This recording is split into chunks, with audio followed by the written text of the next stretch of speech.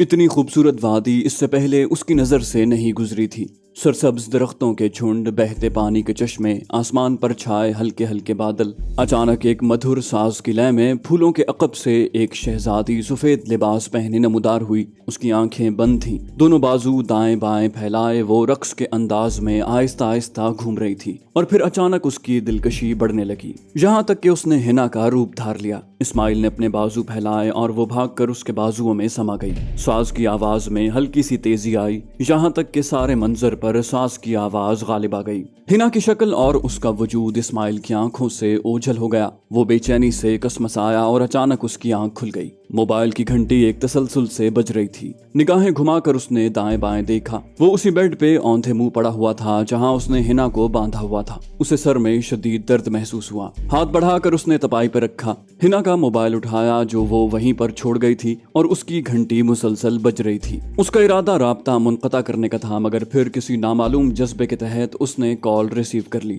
Hello, اس کی آواز نیند کے خمار سے بوجھل تھی۔ شاہ جی، میں بول رہی ہوں۔ گو حنا کی دلکش آواز وہ پہلی مرتبہ فون پر سن رہا تھا، مگر اس کے باوجود اسے شناخت میں کوئی دشواری پیش نہ آئی۔ وہ جانتے بوجھتے انجان بن گیا۔ میں کون؟ وہ بولی، حنا فاضل علی خان۔ اس نے روکھے لہجے میں پوچھا، جی بی بی۔ وہ بولی، سوری آپ کو ڈسٹرب کیا؟ مجھے شک تھا کہ آپ زیادہ شراب نوشی کی وجہ سے ابھی تک بے ہوش پڑے ہوں گے۔ وہ بولا، ایسا ہی تھا، مگر کیا آپ صبح کی نماز کے لیے جگا رہی تھیں؟ کلائی پہ بندھی گھڑی پہ ٹائم دیکھتے ہوئے اس نے طنزیہ لہجے میں پوچھا۔ وہ بولی، نہیں، وہ آج صبح پولیس کو بیان ریکارڈ کروانا ہے نا، تو لازمی بات ہے جس جگہ مجھے قید رکھا گیا تھا اس کے بارے میں بتانا پڑے گا، تو میں نے سوچا یہ نہ ہو آپ بے خبری میں پولیس کے ہاتھ چڑھ جائیں۔ اسماعیل کی بھلائی کی بات کرتے ہوئے بھی اسے ایک نامعلوم سی جھجک محسوس ہوئی۔ وہ بولا، بے خبری کی کون سی بات ہے؟ تمہیں میں نے جان کر آزاد کیا ہے، تم فرار تو ہوئی نہیں ہو کہ میں بے خبری میں مار کھا جاتا۔ اس نے جان بوجھ کر حقیقت کے خلاف بات کی۔ حنا بولی، آپ کی حالت اس وقت اس قابل نہیں ہے کہ وہاں سے کہیں جا سکتے، اس لیے۔ وہ بولا، بی بی، میں نے جانا ہی کہیں نہیں تھا۔ حنا بولی، پر کیوں؟ آپ مجرم ہیں اور پولیس آپ کی تلاش میں ہے۔ یہ بھی جانتے ہو کہ پاکستانی پولیس مجرموں کے ساتھ کیا سلوک کرتی ہے، پھر پاپا کے آدمی بھی آپ کی تلاش میں گھوم رہے ہوں گے۔ وہ قطع کلامی کرتے ہوئے تلخی سے بولا، تمہیں کوئی پرابلم؟ وہ بولی، نہیں، کوئی نہیں، پر اب میں کہہ رہی ہوں کہ تم 7 بجے سے پہلے وہاں سے غائب ہو جاؤ، کیونکہ 7 بجے تک میں نے پاپا کو اس مکان کی لوکیشن بتا دینی ہے۔ پولیس نے بھی لازماً بیان لینے کے لیے آنا ہوگا اور انہیں بھی یہ سب کچھ بتانا ہوگا، اس لیے بہتر یہی ہے کہ ان میں سے کسی کی آمد سے پہلے ہی آپ وہاں سے غائب ہو جائیں۔ اسماعیل نے کہا، تمہیں اب تک یہ سب کچھ بتا دینا چاہیے تھا۔ وہ بولی، میں آپ سے مشورہ نہیں لے رہی، آپ کو بتا رہی ہوں کہ صبح سویرے بغیر کسی تاخیر کے وہاں سے غائب ہو جائیں، اور ہاں، میرا موبائل اپنے پاس ہی رکھنا۔ اسماعیل نے کہا، بی بی، تمہارا دماغ تو جگہ پر ہے۔ وہ بولی، آپ یہ جگہ چھوڑ رہے ہیں یا نہیں؟ اس کی بات کا جواب دیے بغیر وہ اپنی لے میں شروع رہی۔ اسماعیل بے اختیار سر کھجانے لگا۔ اسے خاموش پا کر وہ دوبارہ مستفسر ہوئی، میں نے کچھ پوچھا ہے؟ وہ بولا، تم سے مطلب؟ اپنے لہجے کی تلخی کو وہ نہیں چھپا سکا تھا۔ حنا بولی، ہاں یا نہ میں جواب دو۔ اسماعیل نے کہا، عجیب ڈھیٹ لڑکی ہو، جب میں کہہ رہا ہوں کہ تمہیں اس سے کچھ واسطہ نہیں ہونا چاہیے تو وہ پھر بولی، جا رہے ہو یا نہیں؟ اسماعیل نے کہا، چلا جاؤں گا میری ماں، 7 بجے تک کہیں دفع ہو جاؤں گا بس، یا اور کچھ؟ وہ بولی، گڈ، اور موبائل ساتھ لے جانا مت بھولنا۔ یہ کہتے ہوئے اس نے رابطہ منقطع کر دیا۔ اسماعیل چند لمحے بے یقینی سے موبائل سکرین کو گھورتا رہا اور پھر اٹھ کر باتھ روم کی طرف بڑھ گیا۔ کپڑے اتارنے کا تکلف کیے بغیر اس نے شاور کھول دیا اور نیچے کھڑا ہو گیا۔ پانی کی ٹھنڈی پھوار نے اس کی کسل مندی دور کر دی۔ تھوڑی دیر بعد وہ کپڑے بدلی کر کے تیز پتی کی چائے تیار کر رہا تھا۔ چائے پیتے ہوئے اسے حنا کی گفتگو یاد آئی اور اس کے لبوں پر مسکراہٹ کھیلنے لگی۔ بے وقوف لڑکی۔ چائے کا کپ خالی کر کے وہ وہاں سے باہر نکل آیا۔ یوں بھی اس نے جعلی نام سے یہ مکان کرائے پر لیا تھا۔ مکان چھوڑتے وقت حنا کا موبائل جیب میں رکھنا وہ نہیں بھولا تھا، البتہ یہ اسے خود بھی معلوم نہیں تھا کہ وہ ایسا کیوں کر رہا ہے۔ فاضل خان کو بیٹی کے جذبات میں وہ گرم جوشی مفقود نظر آئی جس کی اسے توقع تھی۔ اپنے ساتھ لپٹاتے ہوئے اس نے اس کا ماتھا چوما، میری گڑیا ٹھیک تو ہے نا؟ وہ مختصراً بولی، جی پاپا۔ چندا، تم فکر مت کرو، تمہیں اغوا کرنے والے کا میں وہ حشر کروں گا کہ دنیا اس کا تماشا دیکھے گی۔ وہ خاموش رہی۔ وہ چند لمحے اپنی بیٹی کے اداس چہرے کو دیکھتا رہا، پھر مستفسر ہوا، گڑیا، اس نے تمہارے ساتھ کوئی بدتمیزی تو نہیں کی نا؟ اس نے نفی میں سر ہلایا، نہیں پاپا۔ وہ بولا، دیکھو گڑیا، تمہارے انداز سے مجھے लग रहा है कि तुम पापा के लिए दिल में काफी बदगुमानियां छुपाए बैठी हो। पापा की जान तुम्हें असल बात का पता ही नहीं है। वो एक पेशावर मुजरिम है और उसकी मेरे साथ दुश्मनी की वो वजह नहीं जो उसने तुम्हें बताई है। मेरी गलती फकत इतनी है कि मैंने उसके घर की कीमत उसकी तवक्कुआत से कम लगा दी थी। बाकी सारा अफसाना उसने खुद खड़ा है। वो बोली, पापा मैंने तो इसके मुतालिक आपसे कुछ नहीं पूछा। सेठ फाजिल ने कहा, तो क्या मैं नहीं जानता कि तुम्हारे दिल में क्या है? मैं तुम्हारा बाप हूँ। एक अजनबी मुजरिम की बातों ने तुम्हें पापा से बदगुमान कर दिया है। हिना बोली, पापा उसने मुझसे इस किस्म की कोई बात नहीं की। सेठ फाजिल ने कहा, बेशक बराह रास्त बात न की हो, लेकिन मुझसे फोन पे गुफ्तगू करते वक्त उसका अंदाज ऐसा होता था कि तुम्हारे दिल में अपने पापा के लिए बदगुमानियां पैदा हो जाएं। वो बोली, पापा उसने सिर्फ आखिरी दिन मेरे सामने आपसे बात की थी। उस वक्त वो शराब के नशे में था। उस हालत में उसने मेरे कपड़े भी फाड़े। फिर जाने क्या ख्याल उसके जहन में आया कि उसने मेरी बंदिशें खोल कर मुझे नए कपड़े पहनने को कहा और कार की चाबी मेरे हवाले करके कहा कि मैं घर चली जाऊं। सेठ फाजिल बोला, क्या तुम्हें उस जगह का पता मालूम है? वो बोली, जी पापा। वो दीवार पर लगे क्लॉक पर नजर डालते हुए बोली, जो 7:30 का टाइम बता रहा था। सेठ फाजिल ने कहा, अच्छा अब थोड़ी देर तक इंस्पेक्टर तेरा बयान लेने आएगा, उसके सामने तुमने ऐसी वैसी कोई बात नहीं करनी। हिना बोली, ऐसी वैसी बात से आपकी क्या मुराद है? वो खनकार कर गला साफ करते हुए बोला, मतलब ये कि वो मोबाइल पे जो बकवास करता रहा है वो इंस्पेक्टर के सामने दोहराने की जरूरत नहीं। इसी तरह उसने अगर तेरे सामने मजलूम बनने की कोई कहानी खड़ी है तो वो भी इंस्पेक्टर को बताने की जरूरत नहीं। बस मुख्तसरन ये बताना कि ये अगवा बराए तावान था और इसके अलावा तुम्हारी उससे कोई बात नहीं हुई। उसने इस बात में सर हिला दिया, ठीक है पापा। अब जरा उस जगह का महले वकू बताओ जहाँ उसने तुम्हें कैद रखा था। जवाबन उसने उस मकान का एड्रेस दोहरा दिया। सेठ फाजिल खड़े होकर बोला, गुड हो गया, अब तुम रेस्ट करो, मैं जरा उस मकान की तलाशी पुलिस से पहले ले लूं, हो सकता है वो अपना कोई सुराख छोड़ गया हो। हिना बोली, जी पापा, और फाजिल सर हिलाता हुआ बाहर निकल गया। बेटी के रवैये और लहजे से उसे महसूस हुआ था कि वो उसके दिल में छुपी बदगुमानियों को रफा करने में नाकाम रहा है, लेकिन ये कोई इतनी बड़ी बात नहीं थी। रफ्ता रफ्ता वो संभल जाती और हालात मामूल पर आ जाते। हजार बदगुमानियां होती मगर इतना वो जानता था कि उसकी बेटी भी उसकी तरह उसे बेपनाह चाहती है। इस्माइल रात भर का भूखा था। घर से वो सिर्फ चाय पी कर निकला था, इसलिए पहला होटल आते ही वो अंदर घुस गया। तगड़े किस्म के नाश्ते का ऑर्डर देकर टेबल पर पड़ा अखबार उठाकर उस पर सरसरी नजर दौड़ाने लगा, यहाँ तक कि बैरे ने पुरतकल्लुफ नाश्ते की ट्रे उसके सामने लाकर रख दी। अखबार नीचे रख कर वो नाश्ते की तरफ मुतवज्जे हो गया। नाश्ते के दौरान हिना की आवाज उसकी समातों में गूंजती रही, हाँ या ना में जवाब दो, जा रहे हो या नहीं। गुड, मोबाइल साथ ले जाना मत भूलना, मतलब अब राब्ता रहेगा। मगर ये तो आस्तीन में सांप पालने वाली बात होगी। मगर मैं कब उससे राब्ता रखना चाह रहा था। एक दूसरी सोच ने जवाब मांगा, फिर मोबाइल क्यों साथ लाया है? उसने जेब से हिना का मोबाइल निकाल कर टेबल पर रख दिया, मगर उसके साथ ही एक एहतजाजी सोच उसके दिमाग में उभरी। उसने भी तो एक बहुत बड़े खतरे से मेरी जान बचाई है। फिर सोचा, हो सकता है ये भी उसकी कोई चाल हो, आखिर अपने बाप की लाडली है। नहीं, ऐसा नहीं हो सकता, आखिर इतनी मिस कॉलें। लेकिन मेरे साथ हमदर्दी, बात हलक से नहीं उतर रही। उसे जरूरत ही क्या है? मैंने तो उस पे बेजा तशद्दुद किया, उसे थप्पड़ मारे, बेलिबास तक कर दिया। आखिर मुझसे हमदर्दी वो क्यों करने लगी? फिर ख्याल आया, शायद मेरी कहानी सुनकर उसे तरस आ गया हो। लेकिन ये बात तो वो खूब जानती होगी कि मैंने मौका मिलते ही उसके बाप को कत्ल कर देना है। क्या अपने बाप के कातिल से भी वो राब्ता रखना चाहेगी? शायद मेरे नजदीक आने में भी उसका यही मकसद हो कि इस तरह वो अपने बाप को दर्दनाक मौत से बचाना चाहती हो। लेकिन मैं उसके फरेब में आ जाऊंगा, ये उसने कैसे सोच लिया? खैर, ये तो हर खूबसूरत लड़की का ख्याल होता है कि वो किसी भी मर्द की मत मार सकती है। खैर चलो, जो होगा देखा जाएगा। फिलहाल तो आज का सोचें कि अभी क्या करना है। उसने सर झटक कर उन ख्यालों से पीछा छुड़ाया।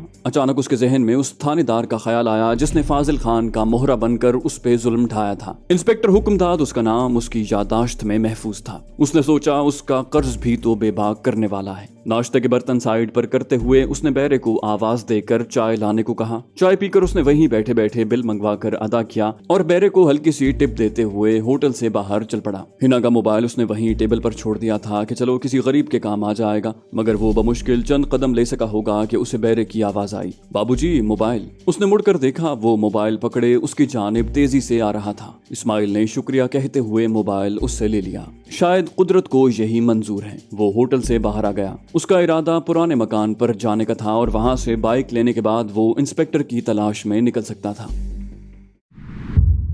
कराची के इलाके कायदाबाद फ्लाईओवर के करीब धमाका। रोशनी के शहर कराची को तारीक करने की साजिशें बेनकाब। भारतीय एजेंसी रॉ की चालबाजियां, मक्कारियां, एक ऐसे नौजवान की दास्तान जिसे हालात ने दहशतगर्द बनने पर मजबूर किया। बदनाम ज़माना एजेंसी ब्लैक वाटर के गलीज धंधे, पाकिस्तानी ISI के कारनामे, मुल्क की खातिर कुर्बानियां, स्नाइपर और भगोड़ा के बाद पेश खिदमत है रियाज आकिब कोहलर का एक और शाहकार नॉवल दलदल। इंस्पेक्टर दिलशाद को इस्माइल का महल्ला तलाश करने में कोई दुश्वारी पेश नहीं आई थी। जिस जगह इस्माइल का घर होना चाहिए था वहां उसे एक इमारत तामीर होती नजर आई। मजदूरों से उसने मालिक का नाम पूछा मगर वो उसके नाम से लाइल्म थे। ठेकेदार के पूछने पे पता चला कि वो थोड़ी देर तक आने वाला है। वो उसके इंतजार में वहीं रुक गया। थोड़ी देर बाद ही ठेकेदार आ गया। वो उधेड़ उम्र का एक करख्त शक्ल आदमी था। उसने अपना तारुफ करवाते हुए उसकी जानिब मुसाफे के लिए हाथ बढ़ाया। मुझे दिलशाद अमीन कहते हैं। ठेकेदार ने बेदिली से उसका मुसाफे के लिए बढ़ा हाथ थाम लिया। जी, क्या खिदमत कर सकता हूँ आपकी? दिलशाद ने कहा, मुझे इस जेर तामीर इमारत के मालिक का नाम पता करना है। ठेकेदार मशकूक लहजे में बोला, क्यों? दिलशाद का लहजा मिजाह का रंग लिए हुए था। बोला, होगी कोई जरूरत? ठेकेदार बोला, भाई साहब, मैं आपको नहीं जानता और ऐसे अनजान बंदे को मालूमात देना मुझे मंजूर नहीं। ठेकेदार के लहजे का रूखापन वाजे था। दिलशाद बोला, चलो तारुफ करवा देता हूँ। उसने अपना सर्विस कार्ड जेब से निकाल कर उसकी समत बढ़ाते हुए कहा, फिदवी को इंस्पेक्टर दिलशाद अमीन कहते हैं। ठेकेदार बोला, ओ इंस्पेक्टर साहब। उसका लहजा यकदम खुशगवार हो गया था। सॉरी, मैं आपको पहचानता नहीं हूँ इसलिए। इंस्पेक्टर बोला, कोई बात नहीं, तुम्हारा एतराज जायज था। ये कहते हुए उसने सर्विस कार्ड वापस जेब में रख लिया। ठेकेदार बोला, शुक्रिया सर। बहरहाल ये इमारत सेठ फाजिल अली खान की है। दिलशाद के लहजे में हैरानी थी। क्या, सेठ फाजिल अली खान? वो बोला, जी थानेदार साहब। इंस्पेक्टर ने पूछा, वैसे क्या बन रहा है यहाँ पे? ठेकेदार बोला, शॉपिंग प्लाजा है सर। इंस्पेक्टर ने कहा, बड़ी मेहरबानी ठेकेदार साहब, आपका नाम पूछ सकता हूँ? वो बोला, मशकूर हुसैन। दिलशाद बोला, ओके मशकूर साहब, बड़ी मेहरबानी। उसने मशकूर से अलविदाई मुसाफा किया और आगे बढ़कर जेर तामीर इमारत से नजदीक मौजूद एक घर के दरवाजे पर दस्तक दी। दरवाजा खोलने वाली एक औरत थी। जी भाई? दिलशाद बोला, बहन कोई मर्द है घर पर? औरत ने कहा, इस टाइम तो कोई नहीं है भाई साहब, वैसे आपने किससे मिलना है? दिलशाद बोला, ठीक है बहन, मैं बाद में आ जाऊंगा। ये कहकर वो अगले दरवाजे की तरफ बढ़ गया। इस मर्तबा दस्तक के जवाब में एक बड़े मियाँ बाहर निकले। बाबा जी अस्सलाम वालेकुम। वालेकुम अस्सलाम बेटा, कैसे हो? दिलशाद बोला, अल्हम्दुलिल्लाह बाबा जी, दुआ है आपकी। वो बोले, फरमाए बेटा, क्या खिदमत कर सकता हूँ? दिलशाद ने कहा, बाबा जी सैयद इब्राहिम शाह गाजी के बारे में कुछ पूछना था। वो बोले, पूछो बेटा। दिलशाद बोला, उनसे मिलना था बाबा जी, वो ये घर बेच कर कहाँ गए हैं? बाबा जी ने जवाब देने के बजाय उल्टा सवाल किया, बेटा आपका उससे क्या ताल्लुक है? दिलशाद ने गोलमोल बात की, ताल्लुक तो कोई निकल ही आता है बाबा जी। बाबा जी ने कहा, बेटा फिर उससे मिलने के लिए आपको हशर का इंतजार करना पड़ेगा। दिलशाद ने अपने लहजे में मसनूई हैरत समोली। क्या मतलब बाबा जी? वो बोले, बेटा इब्राहिम शाह, उसकी बीवी और बेटी एक जालिम के जुल्म का शिकार होकर अल्लाह को प्यारे हो गए हैं और उनका बेटा इस्माइल शाह भी हवालात में था। बाद में सुना है वहाँ से भाग गया है। क्या पता सचमुच भाग गया है या उसे हवालात में ही खत्म करवा दिया है, ये तो मेरे अल्लाह को पता है। दिलशाद बोला, बाबा जी मैं समझा नहीं, आपकी बात का मतलब क्या है? किसके जुल्म का शिकार हुए हैं और इस्माइल कैसे हवालात में पहुंचा और फिर वहां से भाग भी गया? बड़ी अजीब बात बता रहे हैं आप। बाबा जी बोले, बेटा ये एक लंबी कहानी है, आओ बैठ कर बात करते हैं, कोई चाय पानी भी हो जाए। और दिलशाद मौके को गनीमत जानते हुए उसके साथ घर में घुस गया। बाबा जी ने इस्माइल के बारे में सुनी सुनाई सारी बातें उसके गोश गुजार कर दी, जिनका लुब्बे लुबाब यही बनता था कि फाजिल खान ने इस्माइल का घर हथियाने की कोशिश की और इस्माइल के इनकार करने पर दोनों के दरमियान तू तू मैं हो गई। जिसके बाद सेठ फाजिल ने पुलिस को रिश्वत देकर उसकी बहन को उठवा लिया और खबर ये उड़ाई गई कि वो किसी आशना के साथ पकड़ी गई है। इसके नतीजे में इस्माइल के बाप इब्राहिम शाह को हार्ट अटैक हुआ और वो अस्पताल में चल बसा, जबकि उसकी मां को कत्ल करवा के उसके कत्ल का इल्जाम इस्माइल पर डाल दिया। उसकी बहन ने गाड़ी के सामने छलांग लगाकर खुदकुशी कर ली। अखबार में जो खबर छपी उसके मुताबिक उसके साथ इज्तिमाई ज्यादती की गई थी। आखिर में इस्माइल के मुतालिक ये सुनने में आया था कि वो हवालात से भाग गया है। अब ये वल्लाहु आलम हकीकत है या हो सकता है उसे भी फाजिल शाह ने हलाक करवा दिया हो। दिलशाद ने कहा, बाबा जी आपका क्या ख्याल है कि इन बातों में कहाँ तक सच्चाई है? बाबा जी बोले, बेटा ये सारी बातें बिल्कुल सच्ची हैं, क्योंकि सेठ फाजिल खान इसी मोहल्ले से ताल्लुक रखता है। वो एक 3rd क्लास गुंडा था, इसी पेशे में तरक्की करके सेठ बन बैठा है। और उसका इस्माइल से जो झगड़ा हुआ था उसका मैं ऐनी शाहिद हूँ। इस्माइल ने अपनी बहन के मुतालिक उसकी बकवास सुनकर उसके मुंह पर थप्पड़ मारा था और फाजिल खान ने इस्माइल के खानदान से अपनी इसी बेइज्जती का बदला लिया है। वो एक कीना परवर और कमीना शख्स है बेटा। दिलशाद बोला, बाबा जी मोहल्ले में किसी ने इस्माइल के खानदान का साथ नहीं दिया। बाबा जी बोले, बेटा पराई आग में कोई नहीं कूदता। मोहल्लेदारी तो छोड़ो, ऐसे हालात में रिश्तेदार साथ छोड़ जाते हैं और अगर बिलफर्ज कोई सरफिरा रिवायत शिकनी करते हुए उनकी मदद का इरादा कर भी लेता तो बेफायदा था, क्योंकि सरकार भी फाजिल खान की मुट्ठी में थी। दिलशाद खिसियाने लहजे में बोला, खैर सारे पुलिस वाले तो ऐसे नहीं होते। बाबा जी बोले, आपकी सोच है बेटे, वरना हमने तो ऐसे ही देखे। दिलशाद बोला, अच्छा मोहल्ले में ऐसा कौन है जिसके इस्माइल या उसकी फैमिली से करीबी ताल्लुकात हैं? वो बोले, अख्तर साहब हैं, उनके बेटे शकील से इस्माइल के बहुत करीबी ताल्लुकात थे। दिलशाद ने पूछा, उनका घर कहाँ है? वो बोले, अगली गली में है। और बाबा जी शकील के घर की लोकेशन बताने लगे। दिलशाद बोला, ठीक है बुजुर्गो, अब इजाजत दें, आपकी बहुत बहुत मेहरबानी, बाकी की तफसीलात मैं अख्तर साहब से पूछ लूंगा। दौरान गुफ्तगू उन्होंने चाय पी ली थी, इसलिए बातूनी बुजुर्ग अस्बात में सर हिलाते हुए उसके साथ उठ खड़े हुए। दिलशाद उनसे अलविदाई मुसाफा करके वहां से बाहर निकला। थोड़ी देर बाद वो अख्तर साहब के घर पर दस्तक दे रहा था। एक जवान शख्स बाहर आकर मुस्तफसिर हुआ, जी? दिलशाद बोला, शकील से मिलना है। जवान शख्स बोला, फरमाएं, मैं ही शकील हूँ। दिलशाद ने कहा, आपसे थोड़ी मालूमात लेनी है, अगर कहीं बैठ कर बात कर लेते। शकील बोला, अंदर आ जाएं, घर में बैठ कर बात कर लेते हैं। और उसकी दावत पर दिलशाद उसके हमरा हो लिया।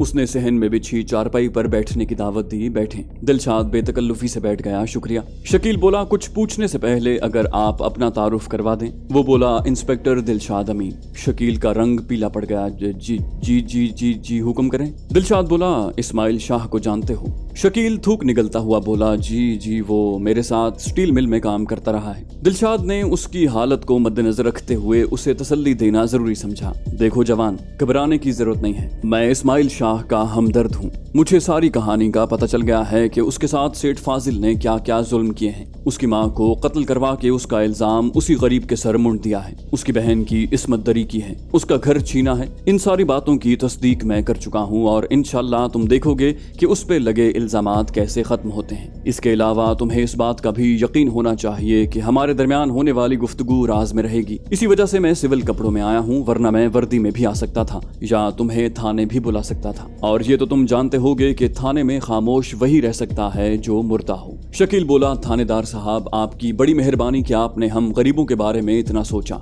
बाकी जहाँ तक ताल्लुक है इस्माइल शाह का, तो वो मेरे बचपन का दोस्त था। मैं इसलिए कह रहा हूँ कि अब उसकी नजर में मेरी जो तस्वीर है वो एक दोस्त की नहीं बल्कि खुद गर्ज शख्स की सी है, क्योंकि मैं उसकी मदद नहीं कर सका हूँ। लेकिन बाखुदा इंस्पेक्टर साहब, मैं मजबूर था। मुझे अगवा करके मारा पीटा गया, धमकी दी गई।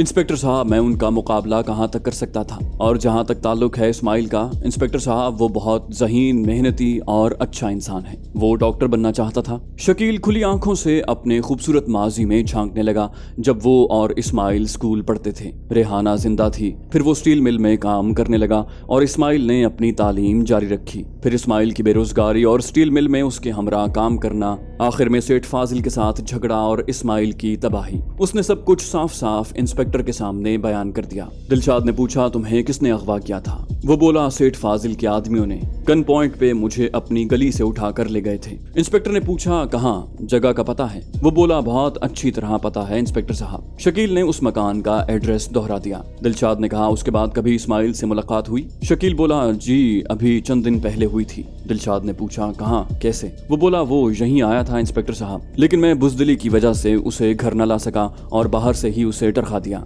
वो बहुत दिल गिरफ्तार था इंस्पेक्टर साहब, लेकिन मैं क्या करता कि इस वक्त वो सरकार के कागजों में भी मुजरिम है और सरकार से बढ़कर सेठ फाजिल के ज़ेर-ए-ताब है। इस सूरत में उससे ताल्लुक निभाना अपने घराने को तबाही के धाने में धकेलने के मुतरादिफ होता। कहकर दिलशाद कुछ सोचने लगा। शकील बोला, थानेदार साहब, जब आपको सब बातों का पता चल गया है तो आप सेठ फाजिल को गिरफ्तार क्यों नहीं करते? शकील उसकी सोच में मुखिल हुआ था। वो बोला, गिरफ्तारी सबूत से होती है जवान। मुझे पता है कि इस्माइल शाह बेगुनाह है और फाजिल खान मुजरिम है, लेकिन इसे साबित कैसे करूं? शकील बोला, फाजिल खान के खिलाफ गवाह इकट्ठे करें और उसे अदालत में घसीट कर ले जाएं। दिलशाद बोला, गुड जवान, अच्छा मशवरा है, मेरा भी यही इरादा है। तो यूं है कि एक गवाह तो हो गए आप।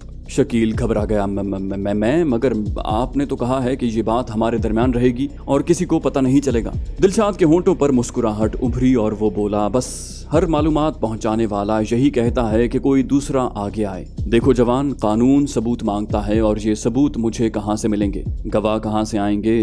कम से कम फरिश्ते तो आसमान से नहीं उतर सकते। शकील बोला, इंस्पेक्टर साहब, असल बात यह है कि सेठ फाजिल के खिलाफ गवाही देने का मतलब है ओखली में सर देना। हमारी पुलिस गवाह को हिफाजत तो मुहैया करती नहीं। अदालत जाने से पहले गवाह अल्लाह ताला के पास पहुंच जाता है तो गवाह बनने की जुर्रत कौन करे? दिलशाद के नर्म रवैये ने शकील में बोलने की जुर्रत पैदा कर दी। इससे पहले कि दिलशाद कोई जवाब देता, उसके मोबाइल की घंटी बजी। जी मजीद। दूसरी तरफ से आवाज आई, सर सेठ फाजिल की बेटी वापस आ गई है। दिलशाद बोला, क्या, कब, कैसे? मजीद बोला, उनके बकौल 3-4 घंटे हो गए हैं और वो लड़की खुद ब खुद वापस आई है। दिलशाद ने पूछा, कोई उसका बयान लेने गया है? मजीद ने कहा, जी मैं गया था, मगर जहनी तौर पर वो लड़की डिस्टर्ब थी और उस वक्त सो रही थी, इसलिए सुबह दोबारा जाना पड़ेगा। दिलशाद बोला, ठीक है, सुबह मैं चला जाऊंगा। उसने राब्ता मुनक़ता किया और जाने के लिए उठ खड़ा हुआ। शकील बोला, सर बैठे ना, चाय तो पी कर जाएं। दिलशाद बोला, नहीं शुक्रिया, मैंने अभी थोड़ी देर पहले ही पी है। बाकी इस्माइल से अगर राब्ता हो तो उसे मेरा मोबाइल नंबर दे देना। एक कागज पर मोबाइल नंबर लिखकर उसने उसकी समत बढ़ा दिया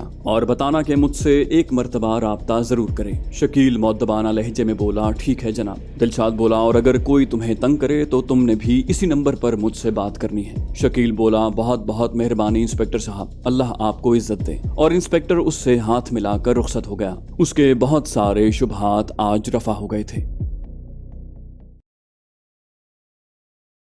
तो दोस्तों, ये थी हमारी आज की एपिसोड। उम्मीद करते हैं आपको हमारी कहानी पसंद आई होगी। जाने से पहले इस वीडियो को लाइक कीजिए और शेयर करना मत भूलिए। कमेंट करके हमें बताइए कि आपको हमारी वीडियो कैसी लगी। और अगर अभी तक आपने इस चैनल को सब्सक्राइब नहीं किया तो इसे सब्सक्राइब कीजिए और बेल आइकन दबाकर ऑल नोटिफिकेशंस ऑन कर लीजिए।